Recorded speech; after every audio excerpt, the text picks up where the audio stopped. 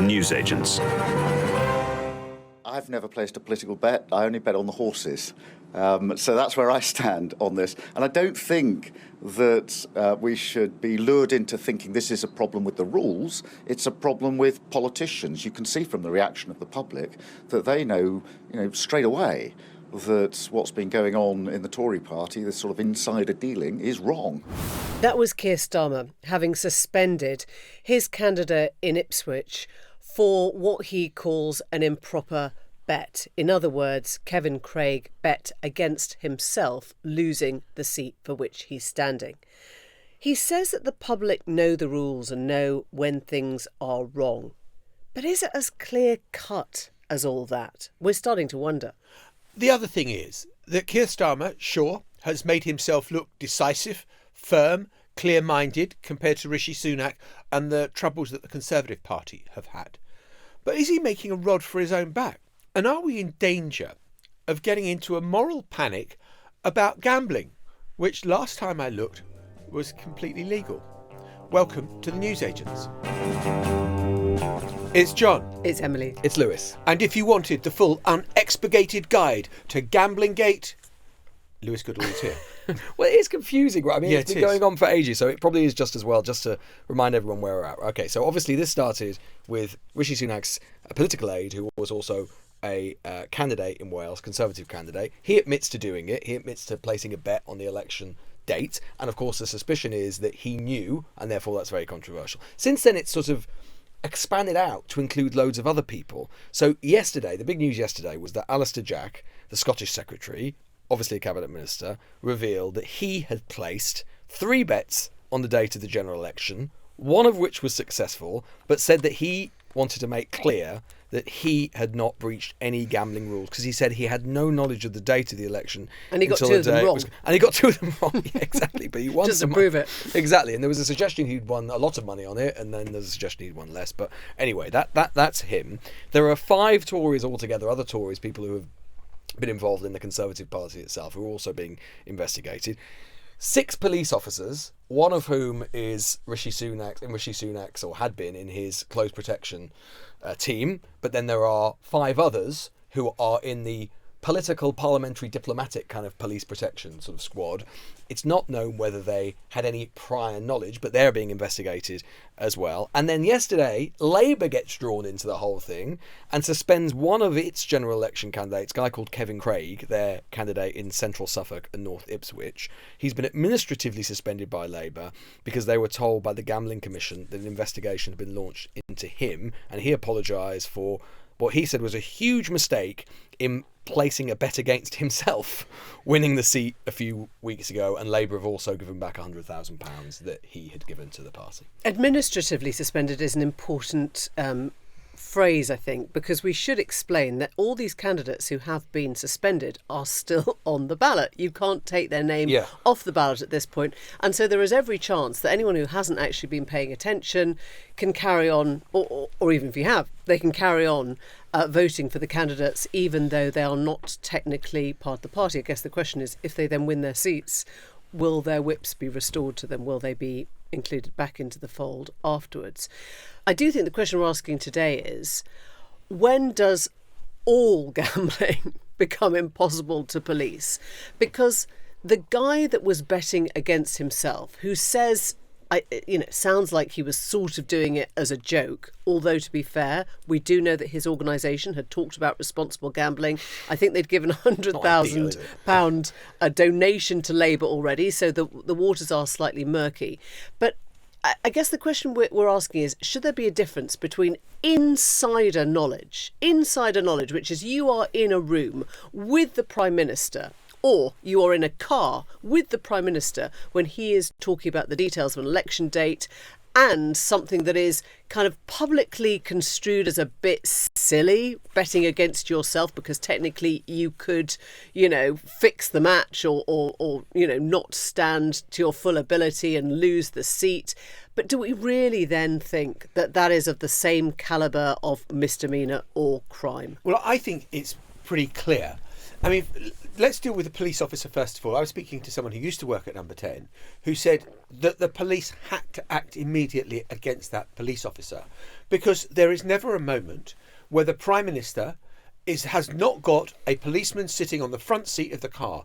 If the Prime Minister is unable to have a confidential conversation with a world leader, with anybody, about share price, about a company that's in trouble, whatever it happens to be, without the risk of a policeman then telling his colleagues and then placing bets on it, then you're in a pretty awful situation where trust is completely It's about eroded. privacy then. It's about indiscretion. And it also seems clear to me that if you are in the room where a decision is being made which will affect a market and you bet on it with 100% safe knowledge, it is utterly in the wrong. The Scottish secretary who placed a couple of bets which went wrong, I kind of can't see what the issue is. He knew nothing. I mean, unless you're going to suddenly take a puritanical view that betting is wrong and just take it from that, there should be no betting. And then you can say, OK, well, he shouldn't have been betting. I think it's unwise, but not necessarily improper. Exactly. Right? Like and likewise, the Labour guy who's bet against himself. It's not like he can throw the election single-handedly. It's not like he can sort of commit a foul, get a yellow card, where some betting syndicate has bet on him getting a yellow card. It's not out. It's out of his control. So I was talking to somebody quite senior in the Labour Party about the Kevin Craig suspension, and I said, look, the trouble with this is Keir Starmer wants to present himself as purer than pure, right? Brand new start. This is the gold standard for ethics, all the rest of it, particularly if he wins in a week's time. But what happens if he uncovers lots more people who are actually quite happy? What happens if his deputy, Angela Rayner, what happens if there are people in his shadow cabinet right now who've also made a flutter? Does he have to come down hard on everyone he discovers now? And this person said, look, I know in public you have to say the rules are the rules, but in an election or a by-election, the rules are different, as the rules are set by voters, not lawyers, and you are being scrutinised differently. Even though Kevin wasn't an insider, wasn't trading like the others, people want decisiveness, which I think comes down to what Keir Starmer did was about perception, right? But I just think he might have created a rod for his back here, because there will be a lot of people in all parties who don't think that betting is scandalous or that it is disgraceful or that it somehow counters our democratic norms. They just think, come on, get a life, have a sense of humour about this. So, on the podcast yesterday, we discussed that obviously all of this apparently is with the Gambling Commission now. And, Rishi Sunak suddenly did find that he could make decisions without waiting for the Gambling Commission. But we're going to speak now to Neil Luke, who used to be a compliance officer manager for the UK Gambling Commission and now does this privately, about where the lines are that we are now discussing. Yeah.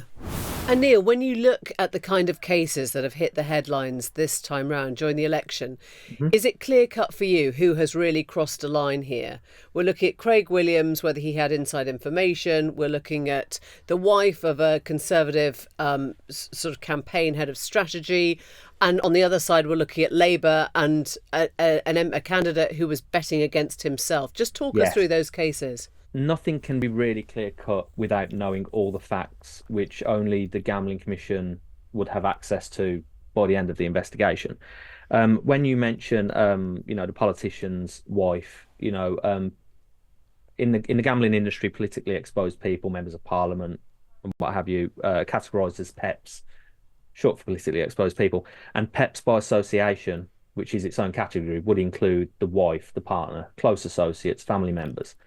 And they all have, a heightened risk level within the industry. So extra provisions should be in place to manage those risks. Normally that relates to bribery and corruption risks and money laundering risks and what have you. But actually in this case, if you've got that knowledge that somebody, is a politician, then you probably shouldn't be letting them bet on markets that involve that as an operator. And sorry, can I just ask about policemen as well? I mean, we know that police officers, part of, some of them have been part of the security in a network, but some haven't. I mean, where does that stand? It's if you have privileged information that wouldn't be in the public domain and you are using that to place bets. Let me drill into that a little bit further. A policeman hears something from the Prime Minister or whatever. He'd go back at the police station. You'll never guess what. La la la la la. 4 cops who weren't part of it then go and place a bet. Exactly. Have they broken the law? And that would come lower on the spectrum. If it's, hearsay, word of mouth, passing along, and I think the reason it kind of falls lower on the kind of the scale of where enforcement action would be needed is because it's kind of impossible to police in reality. When information has been passed and passed and passed, and this is all stuff that's taken into account on a case by case basis with these sorts of instances. So let me go to the other one, which I think is really interesting, which is the MP who bet that he would lose his seat. Now, it's not like a footballer who for a bet on behalf of a betting syndicate says, "Don't worry, I'll get myself a yellow card, and that way you'll make some money." I mean, he's not in control of the outcome. I mean, okay, he could go and say, all paedophiles ought to be released and given knighthoods. Yeah. I mean, that would probably not do his election campaign a lot of good. But aside from that, he's not in control.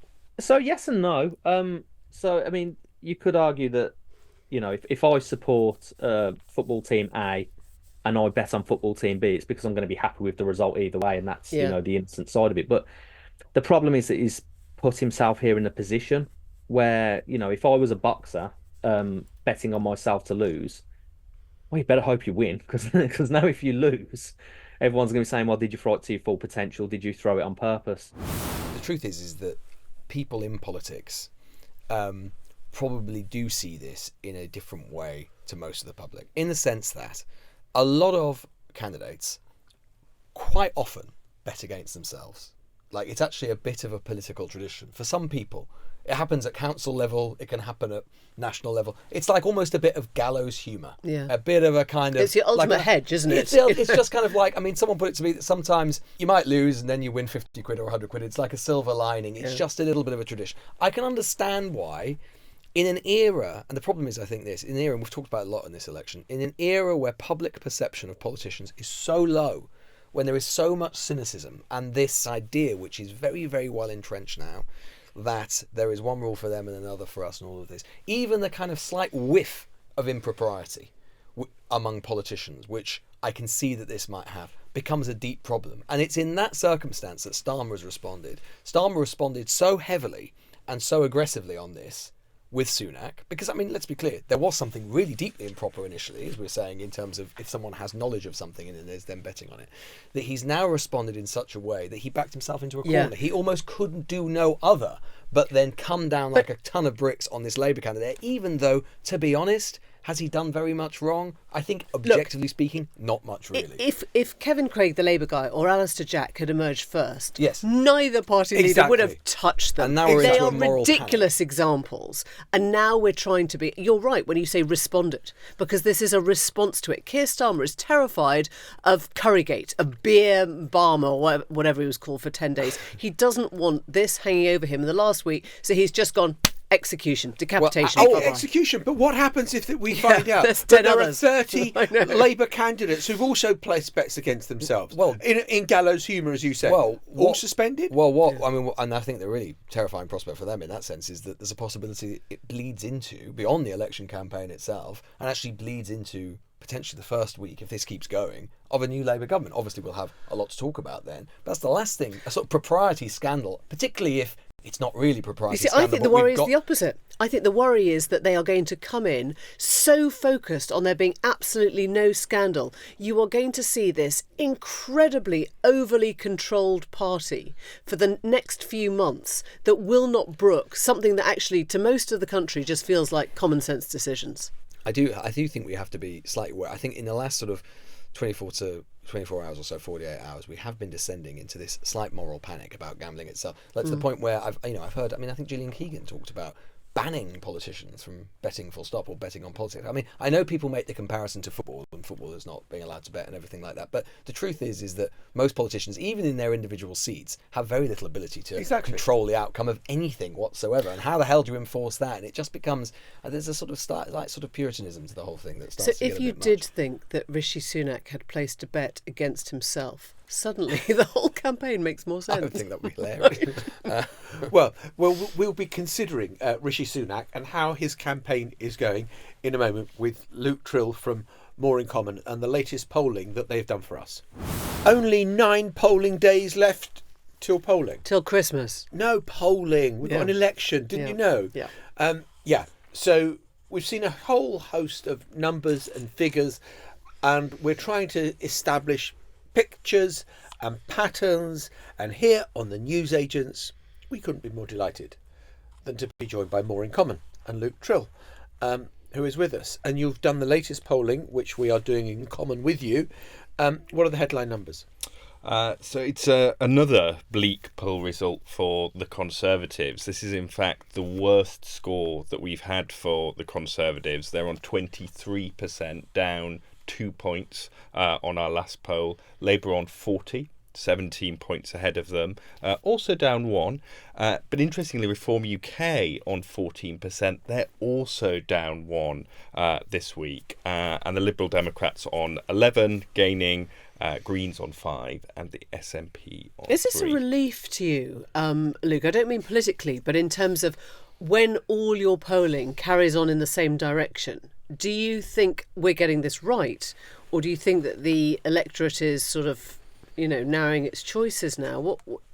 Because you've been quite relatively bullish on Conservative numbers, haven't you? Yeah, I mean, it's all relative in this election. We've tended to have them in the mid-20s. They're now slipping back. I think part of that will be, some of those undecideds are now making up their minds, and we thought some of them might go back to the Conservatives. Clearly, what's happened over the past few weeks shows that they're not doing that.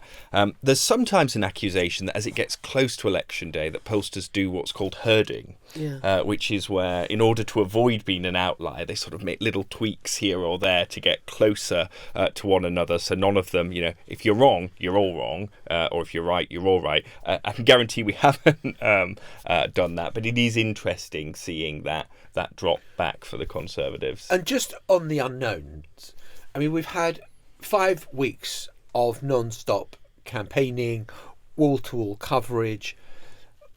If people are undecided now, is anything going to decide them? Well, it's interesting. So, there are some people who say that tonight's debate might help them. So, we've got about 11% saying I'm not completely decided who I'll vote for, but the debate won't. So 11% of the undecided? No, 11% of the electorate. Of the whole electorate? Who say I'm not completely undecided, but they say the debate won't help them. Whereas 9% say, a further 9% say, I'm still not completely with my mind made up, and this debate will help. So that might help with some. I do think there are some people who are just sitting and waiting to the very last minute, and they will go with their gut. And again, you talk to them in focus groups and they sort of say, I just really can't make my mind up. I want to wait till the last minute to tell you. But there's no doubt that as every day goes on and the Conservatives aren't closing the gap, it is looking worse and worse.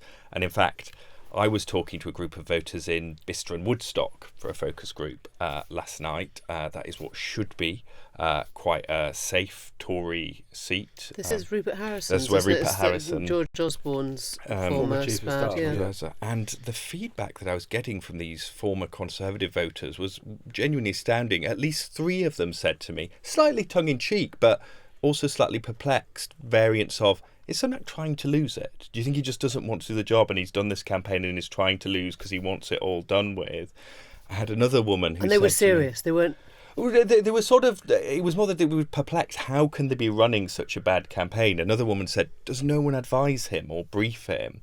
And there was someone else who I think most damningly said to me, she was like, I just wonder what all of these other Tories must think every time he opens his mouth. There was a real sense that... Well, we're starting to hear that now, aren't we? I mean, the private conversations with Conservatives will tell you exactly what they think of it. The same thing. So just talk us through the Farage week, because Reform has sort of surged initially under Farage, and now it seems to have slipped back following those comments he made about Putin, Ukraine, and came across, I guess, as more of a Putin sympathiser than many people wanted or expected to hear.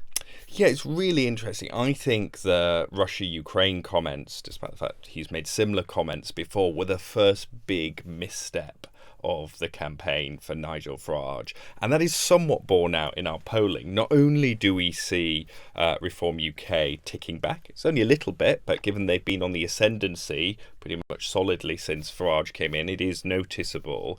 But the really interesting thing is when you ask people, who do you sympathise with in the conflict, there is really no two-siding going on. 72% of the public say that they sympathise with Ukraine, just 2% say Russia, and there's about 6% say both And it's sides. even more if you look at Tory voters or kind of people on the right. Exactly that. So if you look at Conservative voters, 81% say that they sympathise more with Ukraine. It's overwhelming. They're the voters that Nigel Farage is going after. And then the really interesting thing that we did was we asked people, okay, so that's who you sympathise with, who do you think Nigel Farage sympathises with? And interestingly, 26% of the public said they felt he sympathised more with Russia. Just 17% said Ukraine. There were about a third in the middle that were unsure. But, they are worrying numbers, given that Ukraine has embedded itself so much in the British psyche as an example, at last, for lots of people, of Britain standing tall in the world. People think it's important for us that Ukraine wins. And now Nigel Farage has been seen to challenge that or to suggest he doesn't support that. I think it goes, actually, it's even worse than just being seen not to be on Ukraine's side. It deliberately targets one of the reasons people might back Nigel Farage, which is, he wants us to stand tall in the world. But actually the one example we've got recently. Interesting. Yeah, it's fascinating. Look, just on Farage, just before we move on, I can't get the impression you're not on his Christmas card list now.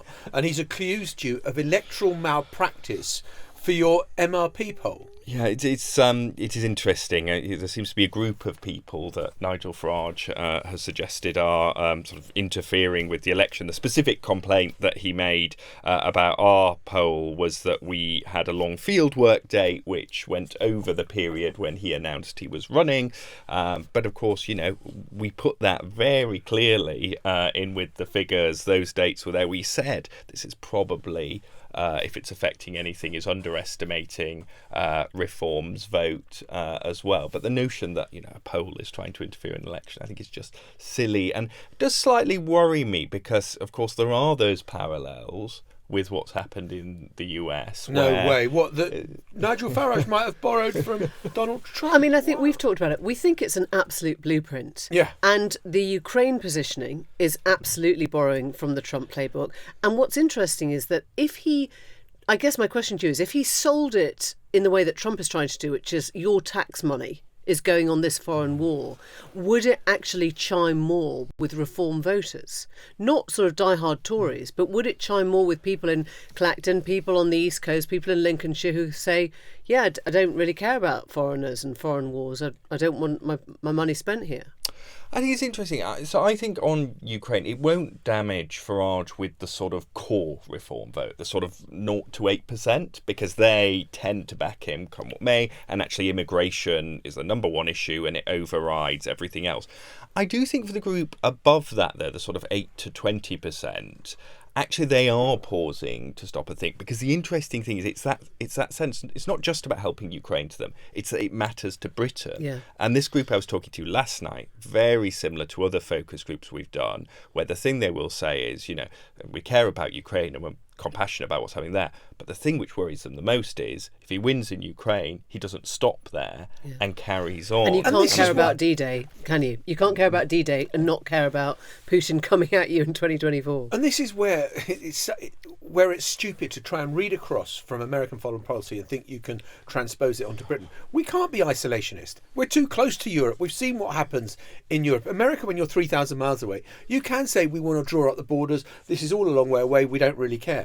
I mean, so I think it's a kind of misstep by him. I think it is. And our politics, we've talked about this, it's just very different to the US in general. People don't buy into that kind of more abrasive style of politics. It has some constituency, but it's just a smaller one. And I think what Farage has done with these comments is, it looks like Reform are on for a creditable result by any measure. What's that in seats?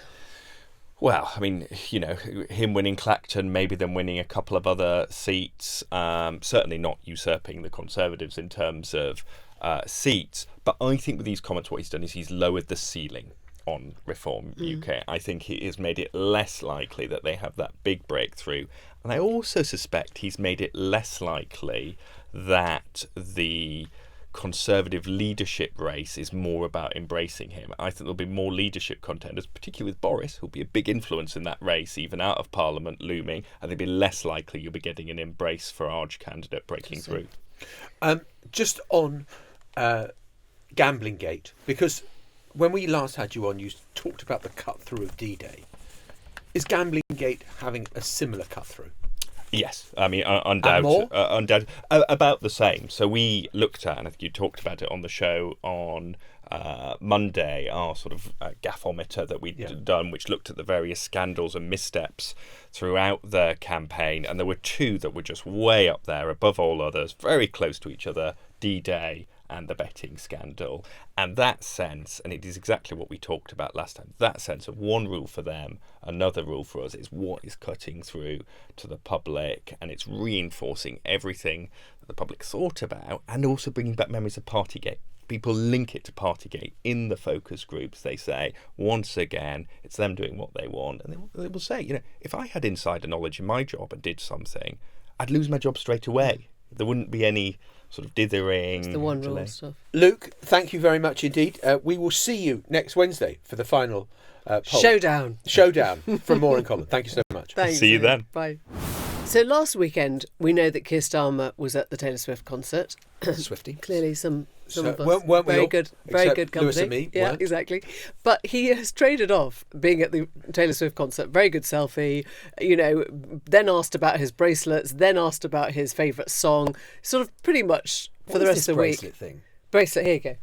Just Friendship bracelets, mate. They're just like what teenage girls wear. You ain't got no friends, don't lie. No, and I'm not a teenager. That's why I have to pretend. Oh, I see, right, fine. I spend my life pretending. So Keir Starmer now is, I guess, if you wanted to look at what's happening this weekend, it's Glastonbury. So the big question is, will he try and get a bit more youth vote, a bit more...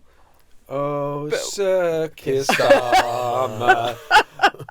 Doesn't scan as well as somebody else, though, does it? I think it's been tainted by association. Yeah, exactly. He's more likely to turn up at There's Glastonbury. only one person on that pyramid stage, and it's Jeremy Corbyn. Yeah. And I think for that reason, he can't. Also, he's had a victory with Taylor Swift. Looking normal, looking good, with Vic, that was all a big success. He'd be better off going to the proms, wouldn't he? Don't try go to and the proms. Don't try and do it. I can't see him as a big festival goer, really. Well, it's a shame it's not muddy. Well, I'd like to wellies. see him in his Wellington boots in a mud bath. And, So do we think any of the politicians will go? Because there is this whole sort of Glastonbury thing, isn't there? There was a which few is... years ago in particular, everyone was there. It sort of like died down a little bit now. I think it was the Corbyn thing. It was the height of Corbyn thing. And But do you think, and will we see any sort of Tory... Nobody...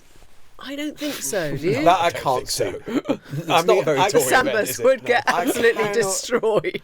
Oh my God, can you imagine? Let's put a bet on which one of them will go. Can we do that? Is that all right? Do you have insider knowledge? I don't know. Well, Right. absolutely not. No, never. Anyway, I can't believe no one has done the slogan yet to change the Tory slogan from "Stop the Boats" to "Stop the Bets." I think that would be it's waiting to be done, isn't it? It has definitely been done on repeatedly on Twitter, John. Oh, has it? Yeah. Haven't seen it. Late to it, not for the first time. alas. Dear. He's on Facebook. Bye for now. Bye-bye. Bye. The Newsagents. This is a Global Player original podcast.